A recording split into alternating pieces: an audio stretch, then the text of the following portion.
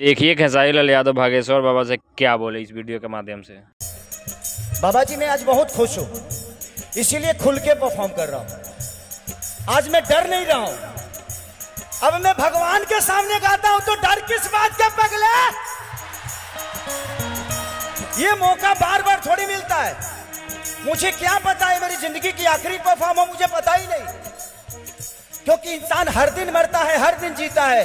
तो जब तक जिंदा हो तब तक जी लो और बेहतर तरीके से जी लो, इससे यही सच्चाई है। और जब तक जिंदा हो ना, किसी से झगड़ा हो तो प्यार आधे घंटे के अंदर बना लो, नहीं तो मरने के बाद सिर्फ अफसोस होता है कि काश उससे बात कर लिया होता यार। तो जिंदगी में हमेशा मोहब्बत बढ़ाइए, भूल जाइए कि इसने मुझे क्या कहा, उसने मुझे क्या कहा। हम किसी रिश्ते के साथ, एक रिश्ते के साथ चलते हैं इसलिए तकलीफ होती है।